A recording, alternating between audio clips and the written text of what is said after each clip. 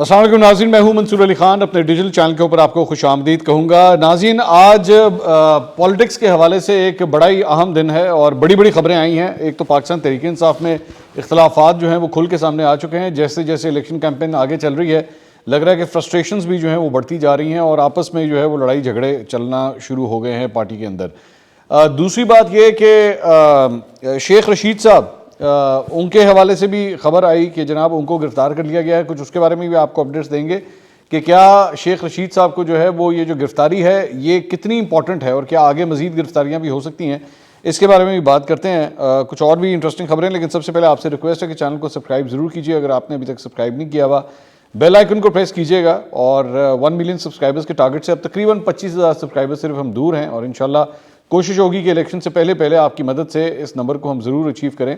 और अगर आपको वीडियो पसंद आए उससे लाइक और शेयर ज़रूर कीजिएगा। सबसे पहले तो पेट्रोल की कीमत जो है वो तो 8 रुपये कम हुई थी, लेकिन बिजली की कीमत जो है वो जनाब बढ़ गई है और फ़ी यूनिट 5 रुपये 62 पैसे महंगी हो गई है बिजली। इसकी मंजूरी की सूरत में जो है वो ये इम्कान ज़ाहिर किया जा रहा है।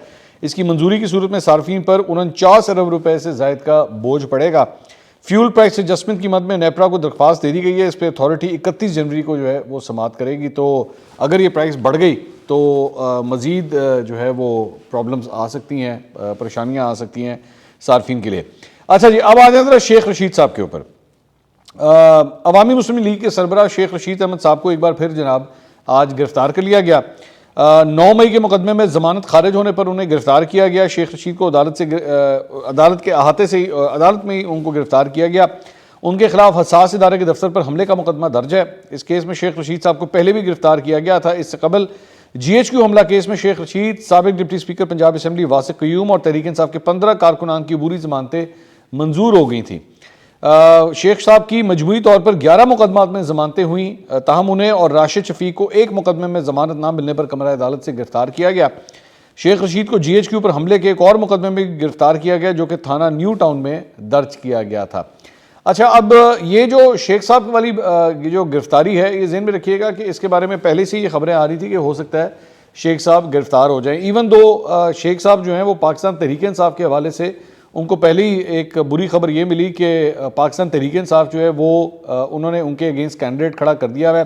शेख साहब इस पर भी बड़े अफसरदा थे और मुख्तलिफ जगहों के ऊपर जो है उन्होंने कहा भी कि जनाब मैंने जो है बड़े वफादारी का मैंने सबूत निभाया, मैंने किसी के ख़िलाफ़ 164 का बयान नहीं रिकॉर्ड किया, मैंने किसी को बुरा भला नहीं कहा, यानी कि इमरान खान साहब को, मैंने तहरीक इंसाफ के ख़िलाफ़ कोई बात नहीं की, लेकिन फिर भी जो है वो मेरे ख़िलाफ़ ही जो है पाकिस्तान तहरीक इंसाफ ने कैंडिडेट जो है वो फील्ड कर लिया। अब हकीकत ये है कि शेख साहब ने वाकई प्रेस कॉन्फ्रेंस तो नहीं की थी, लेकिन शेख साहब ने फिर भी इंटरव्यू ज़रूर दिया था और इंटरव्यू जो है वो आप जानते हैं कि उसके अंदर जो है वो ज़िगज़ैग होने की उन्होंने कोशिश की थी, लेकिन उसके अंदर उन्होंने ये भी कह दिया था कि जी इमरान खान साहब को मैंने बड़ा समझाया था, लेकिन इमरान खान साहब की बात समझ में नहीं आ रही थी। वो जो फ़ौज मुखालिफ जो कार्रवाइयाँ कर रहे थे वो शेख साहब ने उसका तस्करा ज़रूर किया था। तो जो रूल्स जो हैं वो इमरान खान साहब ने बाकियों के लिए रखे थे, शेख साहब के लिए भी जो है वही रूल रखा गया कि जनाब उनको किसी किस्म का कोई अकोमोडेट नहीं किया जाएगा।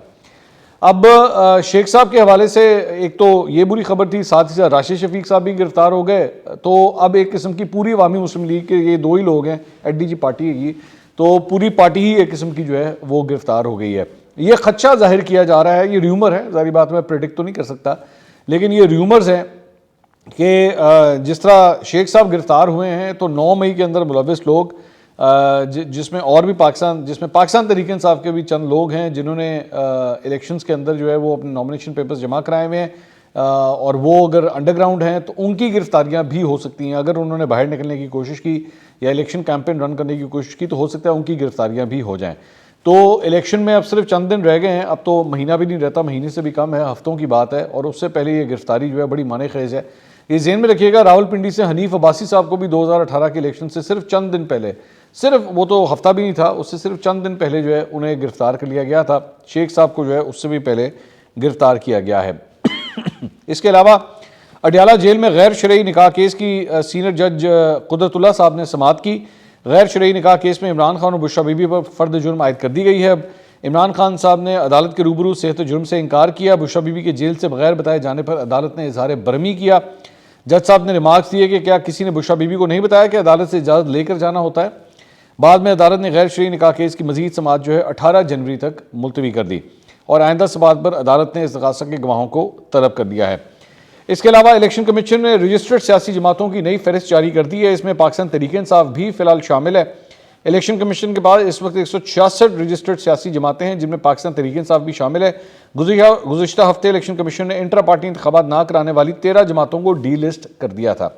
अच्छा, एक और इसमें पॉइंट ये है कि जियो ने ये रिपोर्ट किया है कि चंद हलकों के अंदर अगर वहाँ पे कैंडिडेट्स के अगर जो इंतखाबी निशान है अगर उनको चेंज किया गया तो जियो के ज़राए ये खबर दे रहे हैं कि फिर हो सकता है कि वहाँ पे जो है वो इलेक्शंस उन हलकों के अंदर इलेक्शंस मुलतवी करने पड़े, क्योंकि अब प्रिंटिंग का प्रोसेस शुरू हो चुका है, बैलेट पेपर्स के प्रिंटिंग का प्रोसेस शुरू हो चुका है। और अगर हाई कोर्ट्स ने जो है वो इस किस्म का कोई फैसला दिया, क्योंकि कुछ केसेस जो हैं वो कोर्ट्स के अंदर चले गए हैं इंतखाबी निशान को चेंज करने के हवाले से, और अगर कोर्ट ने कोई ऐसा फैसला दे दिया तो खदशा जाहिर किया जा रहा है कि उन हलकों के अंदर इलेक्शन जो है वो मुलतवी भी हो सकते हैं। So let's see what happens over there. Ansar Abbasi sahab ने एक स्टोरी दी है जी। उन्होंने कहा कि बल्ले का निशान तो गया, लेकिन क्या पाकिस्तान तहरीक इंसाफ की पार्लिमानी क़ुव्वत बरकरार रह सकेगी? उनकी रिपोर्ट के मुताबिक आइन इस मुतल्लिक़ खामोश है कि आज़ाद हैसियत से इलेक्शन जीतने वाले ऐसे सियासी जमात में शामिल हो भी सकेंगे या नहीं जिससे इंतखाबी निशान वापस ले लिया गया हो।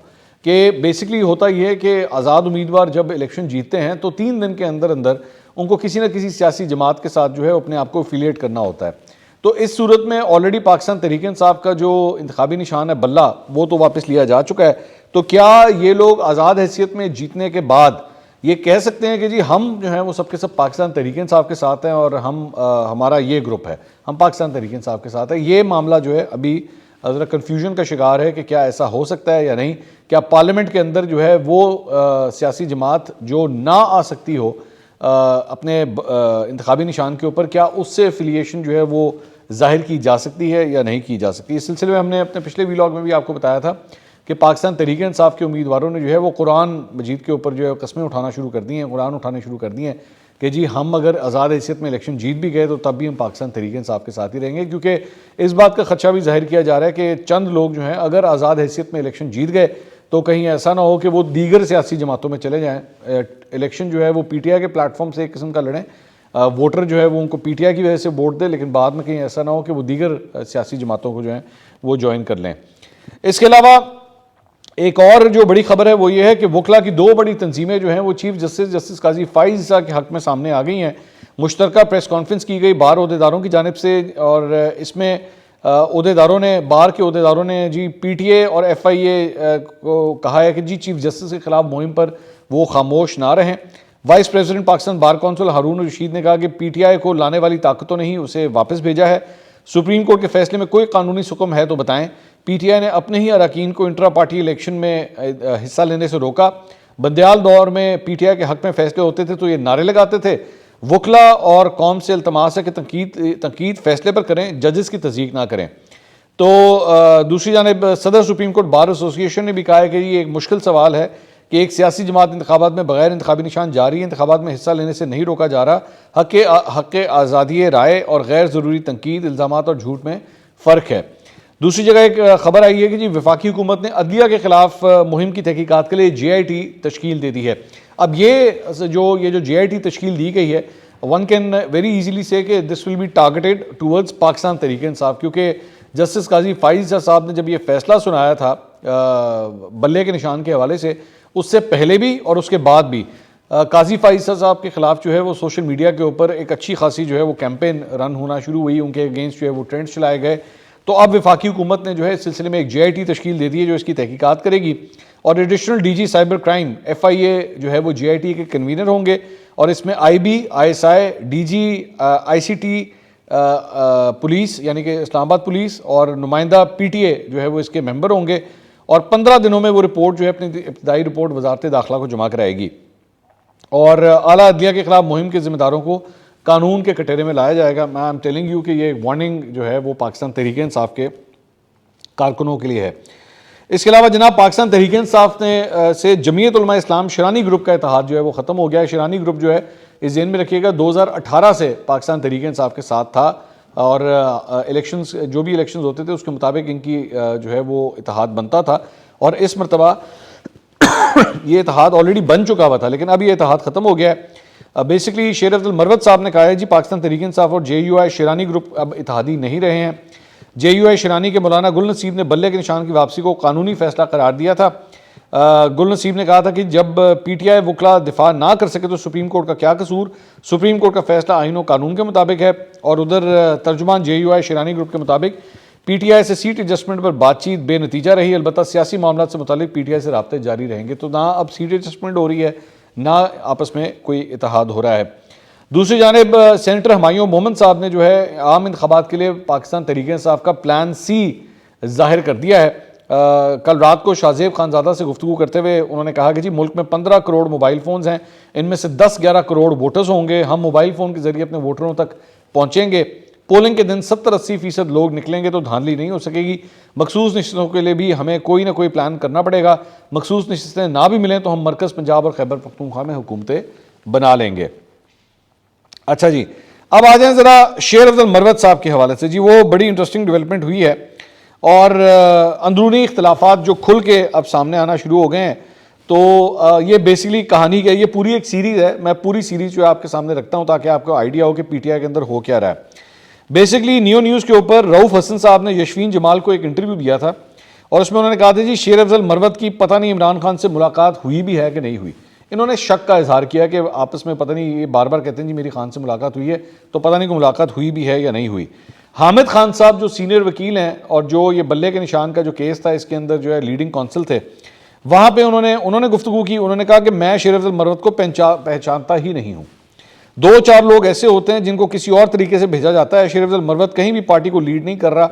मैं रऊफ़ हसन की बात की मुकम्मल तायीद करता हूँ। हमारे साथ जो कुछ हुआ उसे सामने रखते हैं तो तकलीफ होती है। इलेक्शन कमीशन और सुप्रीम कोर्ट ने जो किया उससे दुख हुआ। साबिक चेयरमैन PTI बेबुनियाद केसेस का सामना कर रहे हैं, बहुत से मामला पर ज़ेर गौर हैं, आइनी हैसियत देख रहे हैं। अगर बड़ी नाइंसाफ़ी हुई तो आइन की तशरीह के लिए भी कोशिश करेंगे। सुप्रीम कोर्ट के तफसीली फैसले के बाद नजर सानी दरख्वास्त दायर करने पर फैसला करेंगे। सो हामिद खान साहब ने कहा जी मैं शेर अफजल मरवत साहब को जानता ही नहीं कि ये कौन है। उनके बारे में उन्होंने ये राय दी। उधर शेर अफजल मरवत साहब ने जो है मीरपुर खास में जलसे से खिताब किया। उन्होंने कहा मैंने पूरी रियासत से टक्कर ले ली है, तुम किस डैश में आते हो। रऊफ़ हसन, अब ये इन्होंने रऊफ़ हसन को जो है वो डायरेक्टली टारगेट किया। इन्होंने कहा कि रऊफ़ हसन PTI के सेक्रेटरी इंफॉर्मेशन है, मुझे पता नहीं कि इस बदबख्त इंसान का मुझसे क्या बुग़्ज़ है, लेकिन अब ये चौथी दफ़ा है कि TV में इंटरव्यू में मेरे खिलाफ बकवास शुरू कर देता है। ओ भाई मेरी बर्दाश्त इतनी नहीं है कि तुम जैसे अशकाल के लोग जो शक्ल से ज़ॉम्बी नज़र आते हैं। चलें, मैं PTI के झंडे में अपने खिलाफ हर्जा सराई करने वालों हर एक को चैलेंज करता हूं कि मेरे लिए सबसे अहम मेरी इज्जत है।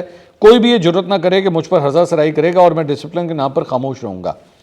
शेर अफजल खान उस मिट्टी का बना ही नहीं है, खामोश हो जाओ ए बदबख्त इंसान, वरना PTI को मैंने कह दिया है कि तुम्हारे मुंह पर कालक मल दे। तू हर जगह PTI वाले तुम्हारे मुंह पर कालक मलेंगे। ये जो सेक्रेटरी इत्तलात है रऊफ़ हसन साहब, ये उनके बारे में शेर अफजल मरवत साहब जो हैं वो ये फरमा रहे हैं। आप ज़रा इससे अंदाज़ा लगाइए। शेर अफजल मरवत साहब ने ट्वीट भी किया। उन्होंने कहा Rauf Hasan had got PTI ticket for journalist who was vituperating against Khan और he also ended PTI alliance with JUI Sherani, he is serving his brother Fawad Hasan Fawad chair taker.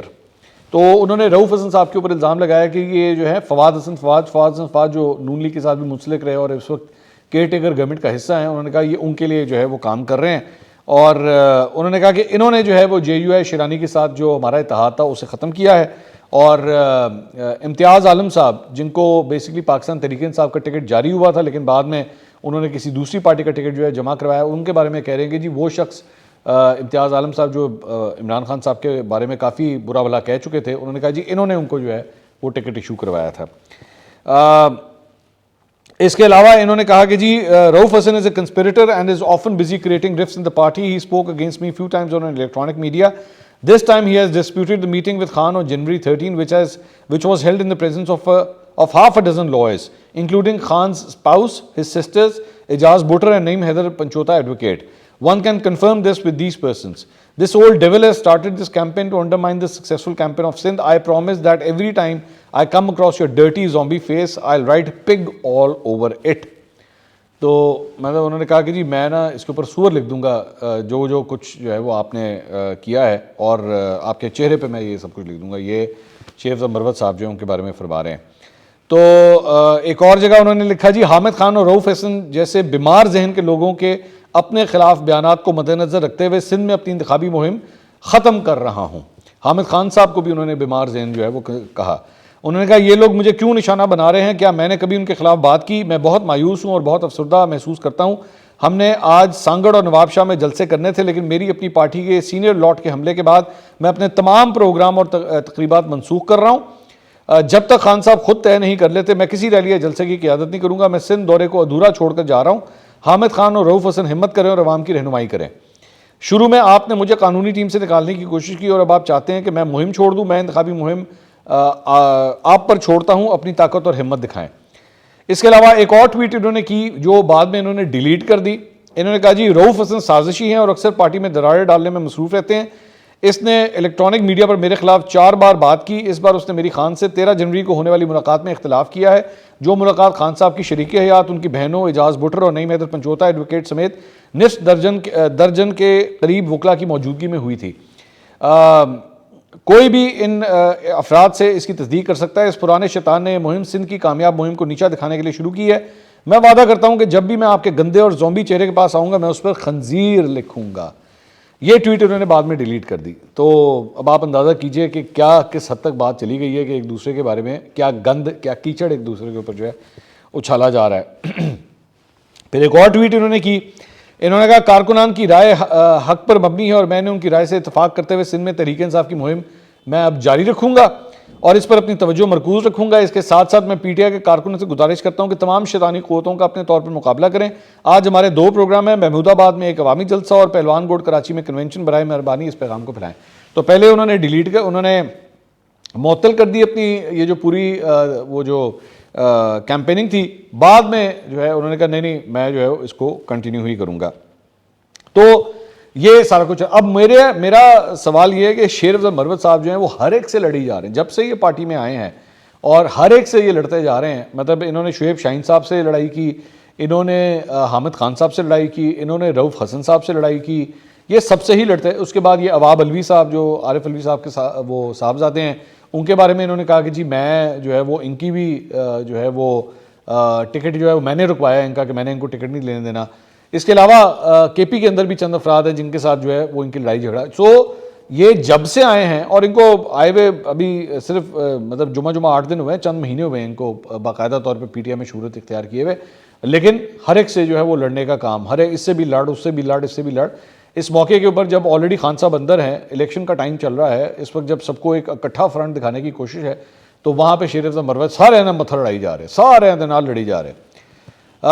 इन्होंने जो है वो शेर अफजल मरवत साहब जो हैं वो मतलब अगले के ऊपर गद्दार, उन्होंने अब इनके बारे में भी कह दिया जी मैं इनके चेहरे पे जो है वो खंजीर लिख दूंगा। मतलब ये क्या किस किस्म की लैंग्वेज है।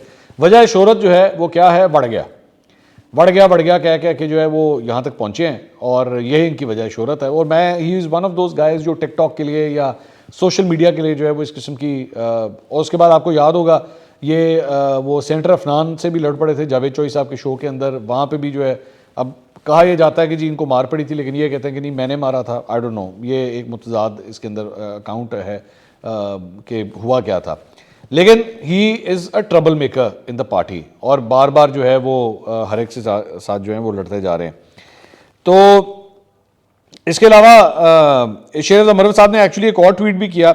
उन्होंने कहा मैं गुज़िश्ता दिनों बहुत अहम उमूर में मसरूफ़ था, इसलिए मैं इस बदमाश हैदर मेहदी को जवाब नहीं दे सका जो मुझे बदनाम करने के मिशन पर है। ये मेरा ज़ेरे इल्तवा जवाब है। मेहदी जी, मुझे आपकी बेसमर कोशिशों को समझने में थोड़ा वक्त लगा है। मुझे आपके इश्तियाल अंगेज़ तरीके से कमाई वाले सोशल मीडिया की तरफ तवज्जो दिलाने पर उकसाया जाए। चूँकि आप अपनी साख के बारे में खातिर खा ख्यालात पैदा करने में नाकाम रहे हैं, इसलिए आपने मेरी साख पर हमला करना शुरू कर दिया, यहाँ तक कि मुझे गद्दार करार दिया जाए। मुझे वाकई आप पर तरस आता है कि PMLN आपको इतना अच्छा मुआवजा अदा नहीं कर रही कि आप बैरून मुल्क अपनी शाहाना ज़िंदगी को बरकरार रख सकें, जिसने आपको अपने सोशल मीडिया के ख्यालात को बढ़ाने के लिए मेरे गर्म खून से उलझा दिया है ताकि अपने व्यूज़ चंद दर्जन से बढ़कर सिर्फ एक झटके में हज़ारों की तादाद में इजाफा कर सकें। मेरी आपसे गुजारिश है कि बराए मेहरबानी मुझ पर और बैरिस्टर गौहर पर लगे अपने भद्दे इल्ज़ामात को ख़त्म कर दें, क्योंकि मसरूफियात में आपके लिए अपना कीमती वक्त ज़ाया करने के बजाय मैं आपको PMLN से बेहतर पॉकेट मनी पेश करने को तरजीह देता हूँ। वफादारी के बारे में मुझे किसी तस्दीक या सनद की ज़रूरत नहीं है। मैंने जो इज़्ज़त कमाई है वो उम्र भर के लिए काफ़ी है और अल्हम्दुलिल्लाह मैंने बहुत सी कुर्बानी, मेहनत और हौसले से कमाई है। सो ये हैदर मेहदी के साथ भी लड़ पड़े। मतलब किसी ने भी नहीं छाड़ते, हर एक दिन आली जो है लड़ पड़ते हैं। तो खबरें वैसे और भी बहुत सी ज़्यादा हैं, लेकिन मेरे ख्याल में काफ़ी टाइम हो गया, 20 मिनट हो गए। इंशाल्लाह अगले वीलॉग में आपसे दोबारा मुलाकात होगी। अल्लाह हाफ़िज़।